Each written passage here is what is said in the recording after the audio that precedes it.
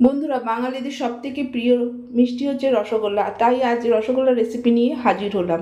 আমি রসগোল্লাটা বানাবো আমুল গোল্ড দুধ দিয়ে, যে দুধ দিয়ে আমি ছানা তৈরি করব। প্রথমে এই আমুল গোল্ড দুধটাকে কড়াইয়ে ঢেলে নিচ্ছি। এটাকে ছানা করে নিতে হবে। ছানা দিয়ে বাড়িতে কিভাবে সহজে রসগোল্লা বানাতে পারবেন সেই রেসিপিটাই আমি দেখাচ্ছি। সম্পূর্ণ ভিডিওটা দেখার অনুরোধ রইল। দুধটা জাল হচ্ছে, এদিকে আমি নিয়ে নিচ্ছি 3 চামচ ভিনিগার। যদি 3 চামচ ভিনিগারে আপনার যদি ছানাটা না কাটে তাহলে আরও 1-2 চামচ আপনারা ব্যবহার করতে পারেন। আমি প্রথমে 3 চামচ নিয়ে নিচ্ছি ভিনিগার, দিয়ে 3 চামচ জল নিয়ে নিলাম। দুধ ফুটে উঠে গেছে, গ্যাসের ফ্লেমটাকে বন্ধ করে দিয়ে চামচের সাহায্যে ভিনিগারটা ধীরে ধীরে দিতে থাকবো আর অনবরত নাড়তে থাকবো। এভাবে ধীরে ধীরে ভিনিগারটা দিয়ে নাড়তে নাড়তে ধীরে ধীরে ছানাটাকে কেটে যাবে। দেখুন, নাড়ছি আর ভিনিগারটা দিতে থাকছি। ধীরে ধীরে ছানা কাটতে শুরু হয়ে গেছে, এখন অল্প অল্প ছানা কাটতে শুরু করে দিয়েছে।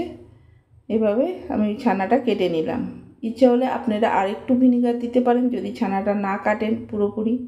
দেখুন, আমার পুরোপুরি কেটে গেছে, দুধটাও ঠান্ডা হয়ে এসছে। এবারে আমি দেখুন কিভাবে বুঝবেন ভালো করে ছানাটা কেটেছে কিনা, একদম জলটা স্বচ্ছ হয়ে গেছে। এবার ছানাটা ছেঁকে নেওয়ার জন্য একটা সাদা কাপড় নিয়েছি, নিচে ছাঁকনি বসিয়ে নিয়েছি। এবার ছানাটাকে ঢেলে দিলাম সেই ছাঁকনির ওপরে। এবার সমস্ত ছানাটাকে কড়াই থেকে চেঁচে আমি ছাঁকনির মধ্যে ঢেলে দিলাম, দিয়ে এবার জলটাকে ছেঁকে নিলাম। দেখুন, ছেঁকে নিচ্ছি। খুব সহজভাবে বাড়িতে দুধ দিয়ে ছানা কেটে রসগোল্লা বানিয়ে খেয়ে দেখুন কতটা খেতে ভালো লাগে। সবসময় তো বাজার থেকে কিনে খেয়ে থাকেন, এইভাবে বাড়িতে বানান। ছানার জলটাকে এভাবে একটু চিপে ফেলে দিলাম। এবার ছানাটাকে ভালো করে জল দিয়ে ধুয়ে নিতে হবে, কারণ ছানাটা যেহেতু ভিনিগার দিয়ে করেছি তাই ভিনিগারের একটা টক ভাব সে ছানার মধ্যে থেকে আছে। তাই জন্য ভালো করে ছানাটাকে ধুয়ে এবার জলটাকে ঝরিয়ে নিতে হবে।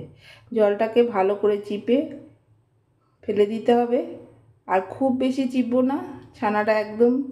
এবার আমি এটাকে বেঁধে ঝুলিয়ে রেখে দেবো। এদিকে রস করার জন্য দিয়ে দিলাম 1 গ্লাস জল আর 1 বাটি চিনি। এবার চিনিটাকে গুলতে সময় দেব। চিনিটা গুলে গেছে। এবার চিনির মধ্যে প্রচুর ময়লা থাকে, তার জন্য সামান্য একটু দুধ দিয়ে দিলাম ময়লাটা কাটার জন্য। এটা ভালো করে রসটা ফুটে উঠলে দেখবেন সাইড থেকে ময়লাগুলো জমে যাবে। দেখুন, সাইড থেকে ময়লাগুলো বেরিয়ে এসছে। আমি এবার ময়লাটা তুলে নিব, একদম রসটা স্বচ্ছ হয়ে যাবে। এবার জল ঝরানো হয়ে গেছে ছানাটা। দেখুন, এবার হাতের সাহায্যে এইভাবে রগড়ে রগড়ে ছানাটাকে মেখে নিতে হবে। যত ভালোভাবে মাখবেন ছানাটা রসগোল্লাটা তত ভালো হবে। এভাবে রগড়ে মেখে নিলাম। দিয়ে দিলাম 1 চামচ ময়দা। ময়দা দিয়ে ভালোভাবে মেখে নিচ্ছি। ভালো লাগলে লাইক, সাবস্ক্রাইব, কমেন্ট করতে ভুলবেন না। ছানাটা ভালো করে মাখা হয়ে গেছে। এবার আমি দেখুন, ভালো করে মাখা হলে অটোমেটিক প্লেট থেকে উঠে আসবে। উঠে এসছে। এবার আমি এটাকে ছোট ছোট গোল গোল আকারে কেটে নিচ্ছি। যেরকম রসগোল্লা হয় সেই রকম সাইজের করে কেটে হাতে 2 তালুতে রেখে গোল করে নিলাম। এভাবে আপনারা রসগোল্লাগুলো পাকিয়ে নিতে পারবেন। আমি এবার সম্পূর্ণ রসগোল্লাগুলোকে এইভাবে পাকিয়ে নেব। যারা ইউটিউব থেকে দেখছেন অবশ্যই সাবস্ক্রাইব করবেন, যারা ফেসবুক থেকে দেখছেন অবশ্যই ফলো করে সাথে থাকবেন। এবার রসটাও ফুটে উঠেছে। এবার রসগোল্লাগুলোকে তো বানিয়ে রেখেছি, এবার ধীরে ধীরে রসের মধ্যে আমি দিয়ে দিচ্ছি।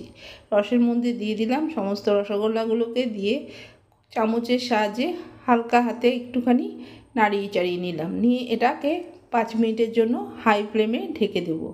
5 মিনিট পর দেখুন কতটা ফুলে উঠেছে। এবার আরও 2-3 মিনিট এটাকে হাই ফ্লেমে ফুটিয়ে নিয়ে এটাকে রেখে দিতে হবে 5 থেকে 6 ঘন্টা। এরকমভাবে ঢেকে দেখুন কতটা ফুলে উঠেছে। 5-6 ঘন্টা ঢেকে রেখেছিলাম, ফুলে উঠেছে। এবার বাটিতে নামিয়ে নিলাম।